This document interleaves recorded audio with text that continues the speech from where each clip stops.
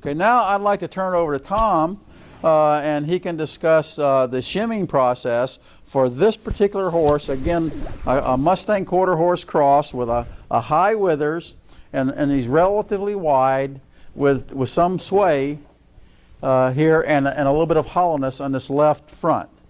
So with that, Tom? And I've noticed while we're standing here is that you look at his back and it is pretty level. Even though the bubble on the saddle indicated he was a little low in the front, when Chuck gets in the saddle, his weight's going to be predominantly back here, forcing that cantle down. So we're not going to need much in the way of shimming. We're going to need a little bit here in the front just to fill that pocket where the scapula rotates so it does not push the saddle back, rather it compresses foam. And you can see that this shim ends at mid-back, which is also the center of his low spot. If we ran the shim any further back than this, it would tip the cantle, or it would pick the cantle up, tipping the pommel or the front part of the tree into the shoulder. And we would have weight transfer effectively to the front, which we don't want at all. We want a nice uniform sweat pattern. So considering that this foam is temperature sensitive and it does compress as it warms up, this will flow into a nice seamless transition of the base foam. Now the base foam being laminated, it does not compress nearly as much as a standard uniform thickness foam. So after the 10 or 15 minutes that you warm up your animal and tighten your girth, again because it's a temperature sensitive foam, we should be able to produce a pretty uniform sweat pattern. We can fine tune this even further by moving this a little farther forward or moving a little farther back. So if you want to establish that relationship between the shims and the foams before putting anything on so you can get a visual, we want to use this side.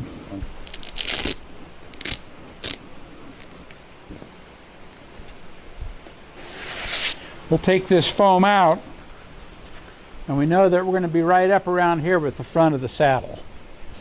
Okay? So in the dry state, you can see that the foam is a little lower in the front than in the back.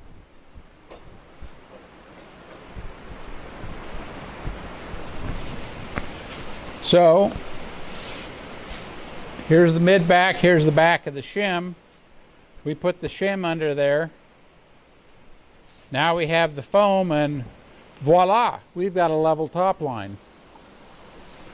And even with Chuck in the saddle, because of the laminated foam, it is not going to compress and yield to the pressure in the front, especially when he's posting. We should see all this reflected in a uniform sweat pattern. And that's really all there is to shimming. It's not as complex as you think. The variables are the thickness of the shim, the length of the shim. And that is dictated by the length of the back, the saddle pad that you're using, and not so much as your base foam, because in any case, you're leveling the saddle with this shim. And you could have a 5-inch thick piece of foam here, and you're still going to need to pick up the front a little bit to level it. Yeah, and what I want to stress here is, first, you're noticing this is the foam. You notice the logo. The foam shim goes underneath, not on top. And you'll notice bevels here, here, and these bevels are designed to be against the horse for a reason. They allow this very thin shim to compress, and it's going to compress very easily.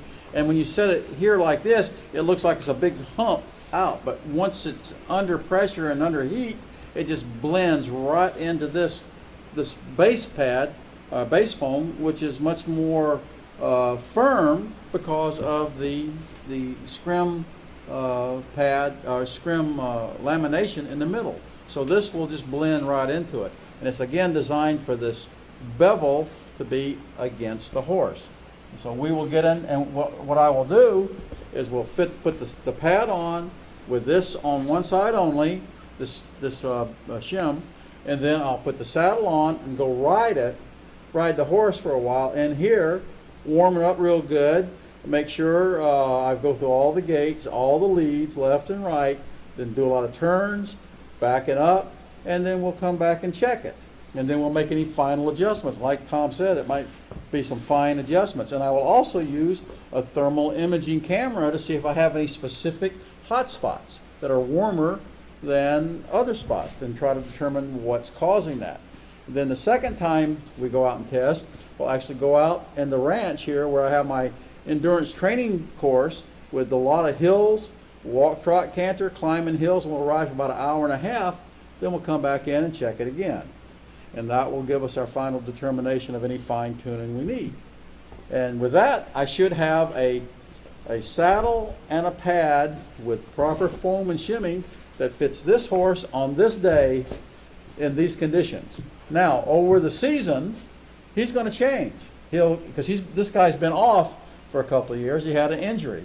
He's ready to go back now. So when I get him out there, he's going to get leaner and tighter, but his general conformation will stay the same. So I always carry different shims with me, particularly when I'm doing multi-day rides, 3 to 5 days, where I can, if I need to, I can make adjustments. And I check the back every day when I get back. I check to see if there's any soreness.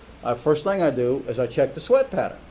And did I get a good, even sweat pattern? If I'm seeing anything different, then I start looking at what should I do to make some adjustments, to adjust for that condition. But for one-day rides, the typical 100-miler one day, I'm not going to make any changes. All right. So with that, thank you very much.